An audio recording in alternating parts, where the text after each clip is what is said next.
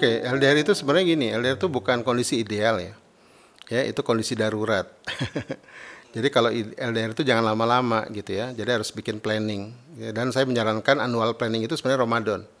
Ya, jadi kalau mau buat perencanaan keluarga itu Ramadan. Karena Ramadan ini sedang puncak-puncaknya ini ya, spirit gitu ya, puncak-puncaknya giroh, keimanan. Bikinlah checklist-checklist tentang keayah bundaan itu di bulan Ramadan, kemudian di planning setahun ke depan. Termasuk dalam pekerjaan. Ya, kalau pekerjaan kemudian membuat hubungan jadi renggang gitu ya, peran ayah ibu jadi tidak berperan, di planning tuh. Gimana setahun ke depan ya, kita harus misalnya boyongan ya, istri ikut suami misalnya, keluarga.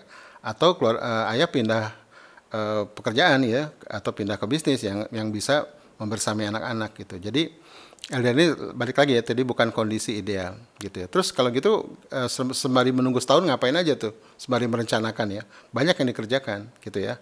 Misalnya sering-sering video call ya dengan anak dan istri gitu ya, jangan di WhatsApp nggak pernah balas gitu ya. Karena ayah boleh aja banyak di luar, tapi ayah tuh konsultan 24 jam bagi keluarganya, sepakat nggak? Karena ayah kan yang membuat misi tadi ya, ayah membuat misi, ayah membuat grand design pendidikan dari misi itu. Misalnya misi keluarganya apa? Saya ingin anak-anak saya menjadi pejuang yang membebaskan Palestina, misalnya begitu ya. Maka kurikulumnya kurikulum perang di rumah tuh, gitu ya. Kurikulum mencetak anak-anak menjadi misalnya engineer yang bisa bikin bom apa segala macam. Kalau misalnya begitu contoh ya. Nah itu dia grand design. Nah, nanti ibu yang menurunkan jadi kurikulum di rumah, gitu ya. Nah ayah boleh sering keluar rumah, tapi kan perlu eksekutor itu perlu konsultan kan yang merancang desain pendidikan itu ya. Nah itu pentingnya ayah 24 jam siap menjadi konsultan bagi anak dan istrinya. Sepakat ya? Begitu. Jadi banyak video call, yang kedua jadi konsultan 24 jam, yang ketiga tadi membuat grand design pendidikan. Jadi jangan sampai bunda bingung ya, ayah udah jarang pulang gitu ya. Komunikasi juga jarang, grand design pun nggak ada. Ini mau dibawa kemana nih keluarga saya gitu ya. Jadi kenapa tadi saya berkali-kali bilang misi keluarga itu penting, karena keluarga tanpa misi gitu ya, itu ibarat kapal terbang nggak tahu rute penerbangan.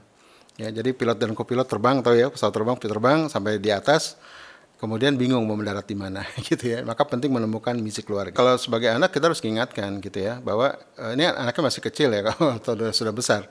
Kalau di atas 15 bukan anak lagi kan, gitu ya. Tapi kalau masih di bawah 15, kita harus ingatkan, gitu ya, karena kita masih butuh sosok ayah ibu.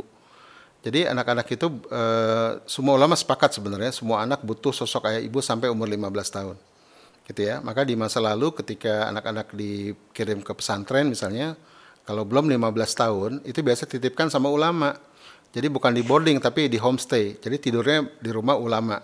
Dapat sosok ayah ibu dari ulama dan istrinya gitu ya. Itu di masa lalu begitu. Kalau sekarang kayaknya udah industri ya. Jadi SMP itu di boarding juga gitu. Kalau SMA di boarding nggak ada masalah.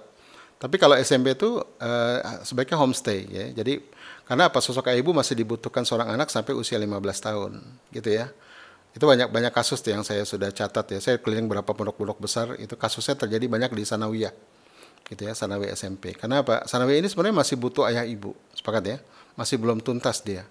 Gitu. Jadi sosok ayah ibu dibutuhkan sampai usia 15 tahun. Itu mesti disadarkan tuh, kalau enggak kasus-kasus kayak LGBT gitu ya terjadi kan? Gitu. Itu karena sosok ayah ibu.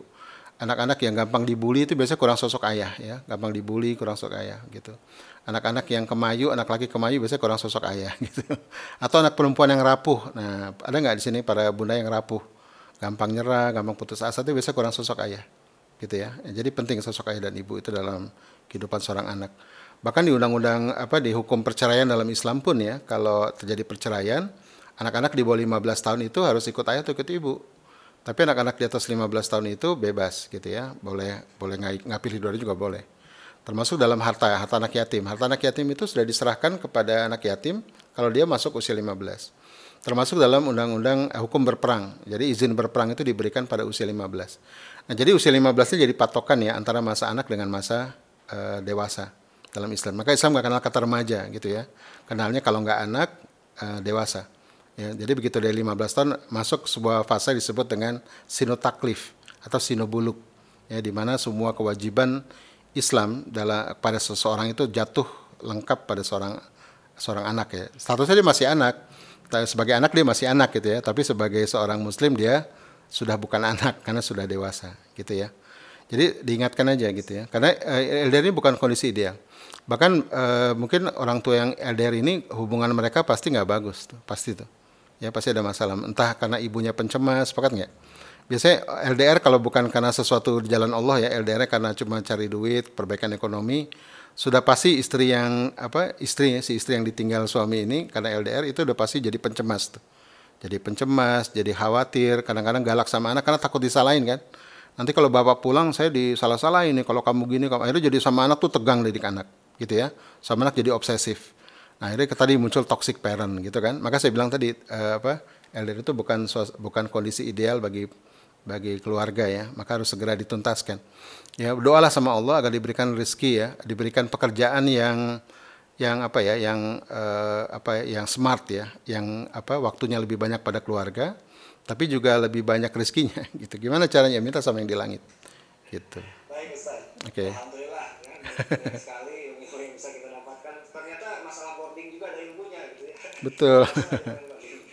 Ya, kalau rajin baca sejarah pasti lihat ya, anak-anak yang sebelum 15 tahun pasti diinapkan di rumah ulama. Itu pasti. Kalau sekarang jadi industri gitu ya. Jadi anak SMP juga di boarding itu sebenarnya banyak kasus ya. Cuma nggak dilaporkan saja gitu.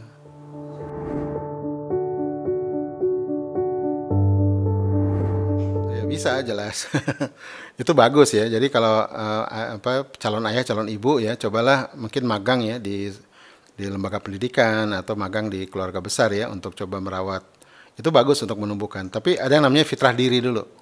Ya, jadi sebelum kita beranjak ke fitrah ayah ibu, ada fitrah diri dulu harus kita tumbuhkan. Ya, tadi fitrah iman gitu ya.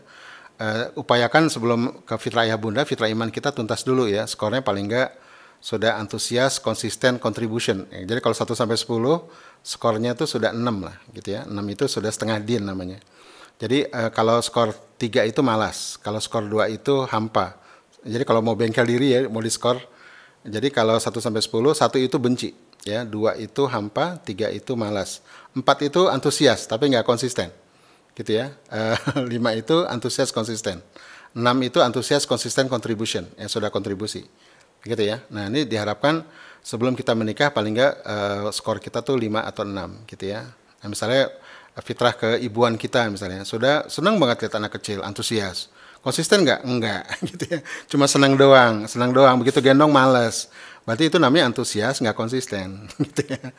Nah, gitu ya. Nah, kalau konsisten itu apa? Senang, tapi engage gitu ya. Ngerti nggak engage ya? Terlibat gitu, asik gitu. Ada perempuan gitu, kalau sama anak tuh gemes, tapi gemes doang, titik udah. Kalau suruh megang ogah, suruh nyuapin ogah, suruh nemenin tidur ogah, gitu ya. Coba dilatih itu aja, sampai kemudian konsisten. Nanti skor 6-nya kalau bisa contribution. Contribution ini sudah konsisten dan sudah menularkan ilmunya, gitu ya, sudah ngajak orang, ya, udah kayak sotoy gitu ya, ngasih tahu tentang jadi ibu, padahal dia belum jadi ibu gitu ya, tapi berpengalaman jadi ibu, itu namanya contribution ya, sudah contribute, sudah bikin kayak bengkel diri nih misalnya, bikin komunitas parenting, padahal masih gadis, it's okay gitu ya, bikin komunitas ayah ibu, padahal masih gadis atau masih bujangan, ya masih perjaka, it's okay gitu ya. Paling dibully sama ibu-ibu gitu kan, nanti dikasih jodoh kan bagus gitu. Jadi untuk membentuk komunitas ayah bunda nggak harus sudah nikah dulu gitu ya, bisa juga sekarang kita bisa mulai. Nah tapi itu tadi ya, fitrah diri kita paling nggak skornya udah 5 atau 6 gitu ya. Itu makanya dalam hadis kan menikahlah ya, karena nikah itu setengah din kan. Nah setengah din itu kalau dalam kacamata fitrah skornya 5 atau 6 gitu ya. Nanti sisanya bareng-bareng tuh bersama pasangan sampai akhir hayat gitu ya. Bagaimana semua fitrah itu diarahkan ke dakwah gitu ya. Bagaimana belajar kita untuk dakwah gitu ya. Bagaimana iman kita untuk dakwah. Gimana sosial kita untuk dakwah, bukan sosialita gitu ya. Jadi semua diarahkan untuk dakwah. Nah, kalau sudah level itu namanya on mission ya. Jadi keluarga yang sudah memadukan semua resource aset dalam dirinya, nikmat-nikmat Allah berikan semua untuk umat gitu. Nah, itu udah keluarga bahagia tuh.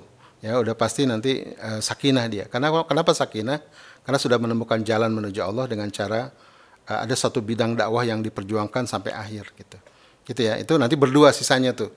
Nah, sekarang kenapa sering terjadi perceraian atau percecokan? Karena tadi ya, begitu menikah setengah dinnya belum tercapai gitu ya. Sholat masih disuruh-suruh gitu ya. Jadi ayah tuh dia cuma cinta doang ya, cinta sama si pasangannya, tapi Untuk jadi ayah have no idea gitu ya. Lihat anak kecil aja jijik gitu ya. Saya dulu waktu saya nikah 24 ya. Waktu umur 22 tuh saya udah mulai gemes lihat anak kecil, aneh itu kan. Padahal saya orang matematika gitu ya dan nggak peduli biasanya. Terus begitu umur 22 tuh Allah kirimkan sesuatu loh, saya nggak ngerti. Ada anak tetangga yang ibunya kabur gitu ya, anaknya kecil-kecil gitu. Saya bilang sama ibu saya, "Mah, itu dipungut aja ya, kita adopsi gitu." Ibu saya bilang, "Emang gampang adopsi orang."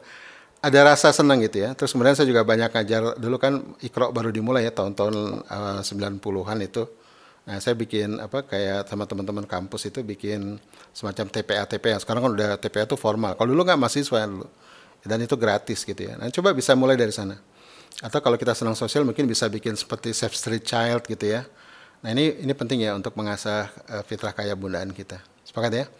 Gitu. Mudah-mudahan manfaat. Oke, langkah awal ini ada dua ya. Pertama langkah strategis, yang kedua langkah teknis. Kalau langkah strategis yang jelas tazkiyatun nafs gitu ya, memunculkan kesadaran.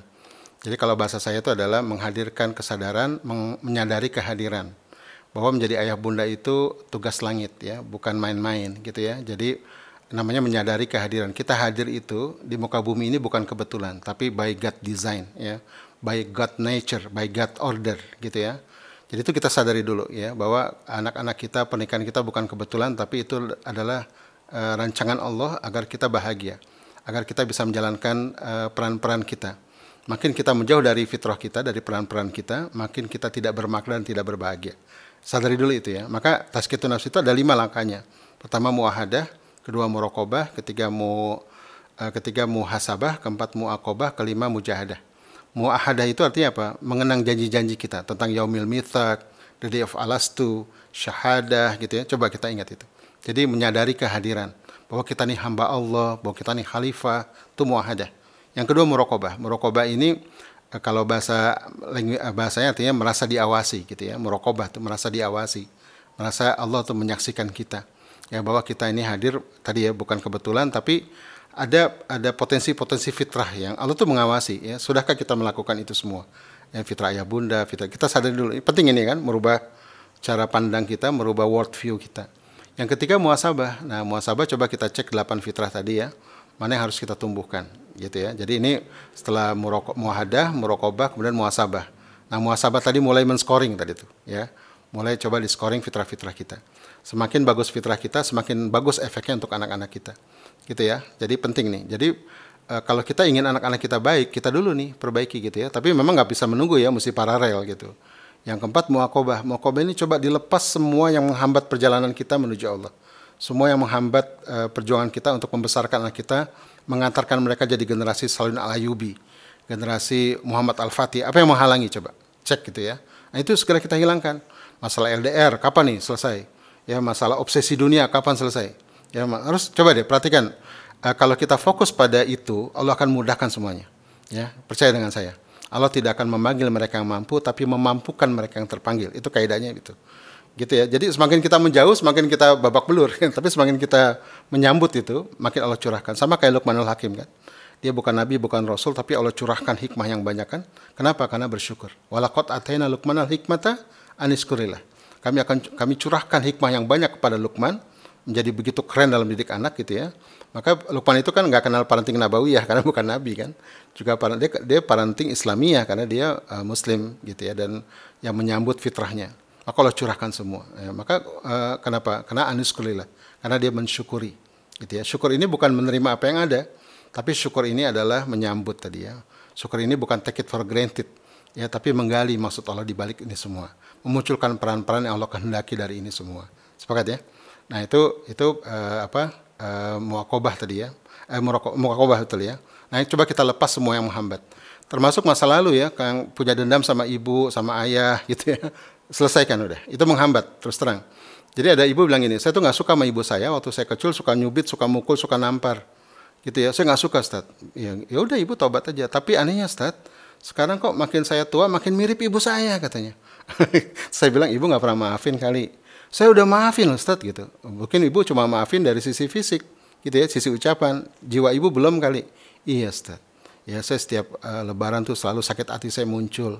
Ada ibu saya suka bego-begoin, goblok-goblokin saya dari kecil. Saya dibilang oon, dibilang oneng, gitu ya. Berarti ibu sebenarnya baru memaafkan secara lisan, ya. Ibu belum memaafkan secara hati. Nah, semakin ibu tidak memaafkan, maka semua keburukan itu akan berlanjut ke anak-anak ibu. Itu pasti itu.